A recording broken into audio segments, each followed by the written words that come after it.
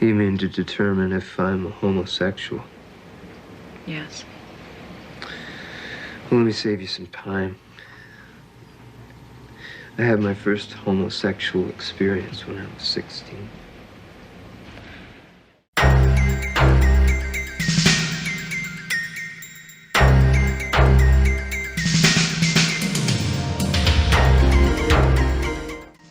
We are talking episode 9 of Tour of Duty season 2. Now, are you ready to have a political discussion? Just wait for it, because we're going to be doing that. But first, let me just tell you a brief kind of plot synopsis of this particular episode. It really had two storylines that both involve these two kind of GIs that we see in the first sequence. And as kind of normal with Tour of Duty, we're introduced to two soldiers that we haven't seen before in the kind of the season. And in the first sequence that we see, a black soldier is on a kind of a landmine, steps on the landmine, and the VC are kind of attacking. So Taylor tries to kind of like, you know, get him off the landmine, and he's covered by like another soldier called Thayer. Now, both these kind of new guys are going to have their own kind of like plots in this episode. Taylor successfully does that. Now, in return, this guy who he saved from the landmine agrees to basically go into a boxing match against like the Navy, I think.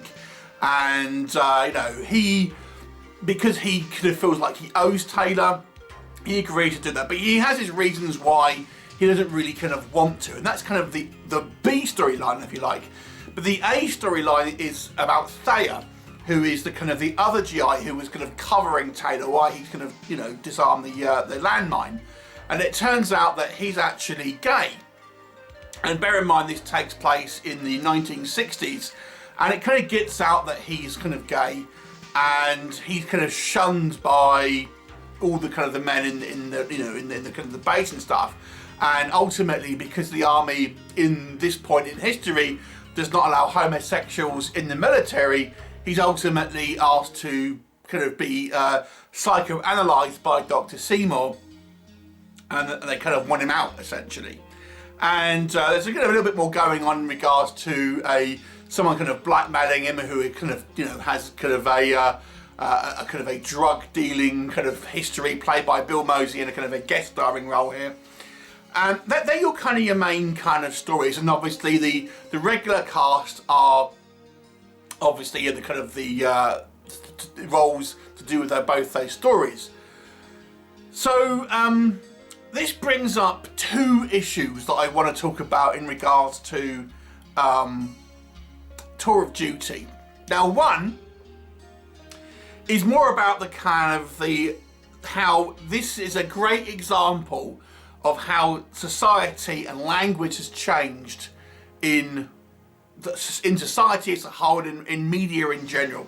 So this was an 80s TV show based in the 1960s. This particular episode came out in 1989, and this was a network TV show. Okay, so this was aired on a general network. It wasn't like, you know, HBO, like it was a cable service or anything like that. It was, you know, regular network show. Yet in this season, and this is one of the episodes where they do this, they use language which you wouldn't dream of using these days in a kind of a network TV show. For example, in this particular episode, they'll use a slur which in England means a savoury meat product, but it means something else outside of the UK. And in other episodes, they'll use a particular N-word which sounds like a kind of a similar to a name of a country, but they won't use the word shit. So they'll use these two other words which by today's standards are probably you know, considered to be the most offensive words you could possibly say, particular obviously if you're saying it to certain groups.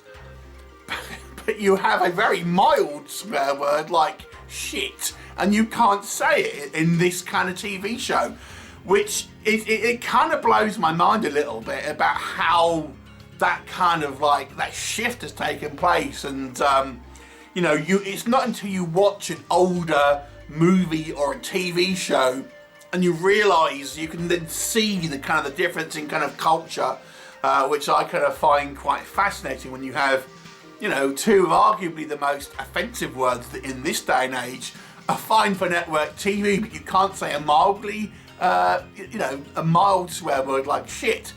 And then obviously today it's kind of the opposite ultimately. So that I found interesting, and it's a good example of, you know, how society has kind of changed. And the second point is also kind of about a societal shifts. And I found this particularly interesting watching this in 2022. Now, when I'm recording this particular review, the World Cup is going on. Now, if you're from America, we're talking about soccer. Every other country will know what I'm talking about. And that's being held in a Middle Eastern country for the first time, a conservative, you know, Muslim country. And there's a lot of controversy about their kind of treatment of the LGBT community, for example. And it's interesting watching this particular episode because a lot of, like, you know, celebrities, Western, you know, cultures are kind of condemning, for example, Qatar, who is the host nation, about their attitudes towards, you know, the gay community. And then you watch an episode like this, you think, it's only kind of just over 50 years ago that, you know, you can kind of, as this episode demonstrates, people's attitudes, you know, might not be quite as hard in regards to punishment and things like that, but they certainly were, they were more in line with, for example, Qatar's views on kind of like homosexuality. Like now that, you know, if that makes sense. So it's again, it's a wake up call to, you know, to people who complain now, to think, well, it wasn't that long ago, really. You know, we're talking 55 years ago, something like this, when this kind of episode took place, that attitudes in America, for example, and, you know, in other countries as well, weren't all that dissimilar. You know, when someone could literally be court-martialed for being homosexual and that in the military, that sort of time.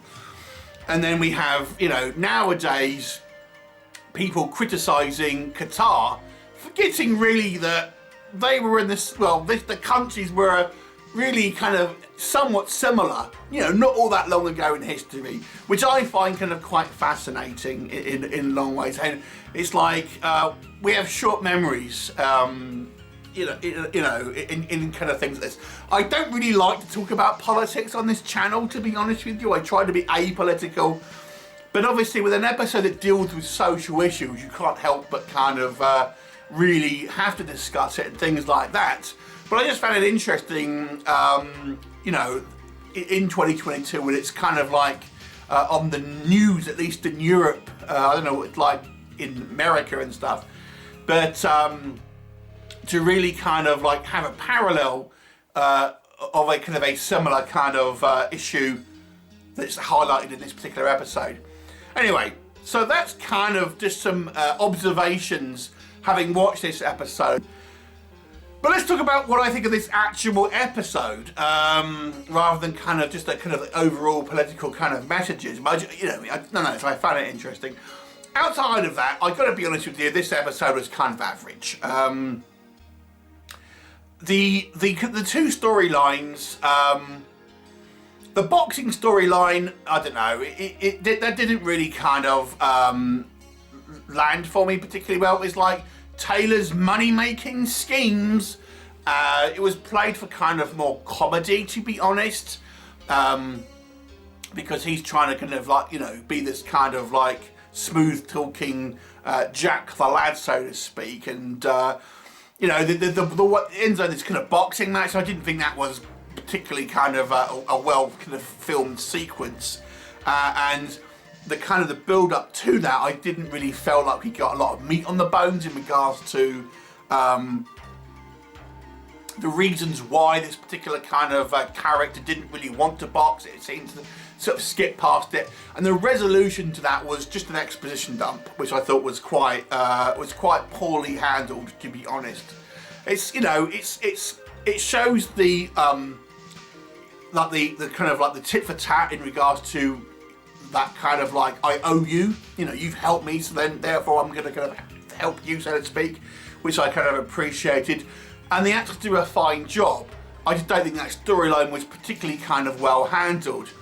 I thought the other storyline, which is the main storyline, was a little bit more well handled, really, and it's about the bureaucracy, really, of you know, Thayer's character, who is the kind of the gay character, is a good soldier, you know, ultimately, but he is kind of being overshadowed by you know, the army regulations and things like this, and the attitudes to kind of other soldiers, and what persecution, you know, he might have felt at that kind of period in kind of history.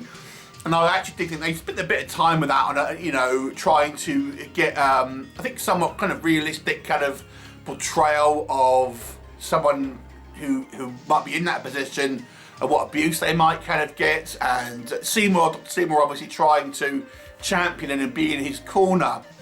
We get a tertiary storyline as well, which ultimately sees, for now at least, Dr. Seymour kind of be written out of the story, where she ultimately accepts a job in Texas as a promotion, therefore kind of, at least for now, kind of hitting pause on the kind of the relationship with Anderson.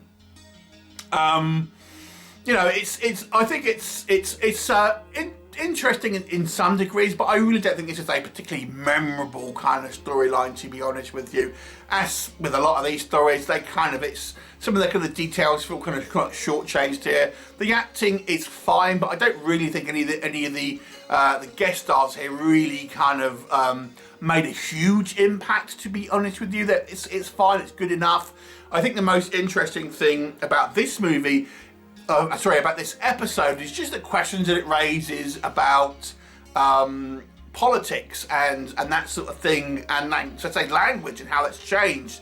But that's not really a critique of the episode itself. It's just a kind of a catalyst into asking, you know, talking about these particular kind of questions and changing kind of like political views. You know, we're talking about a TV show made in the 80s about the 60s and watching it in the 2020s, and how those kind of three time periods all kind of coalesce, really. But overall, I've got to be honest with you, this episode was kind of average. It wasn't bad, but it wasn't. I think this is one of the kind of the more forgettable episodes. So it's a 5 out of 10. Have you seen it? What did you think of it? Leave me a comment, and I'll look forward to seeing you next time. Bye for now.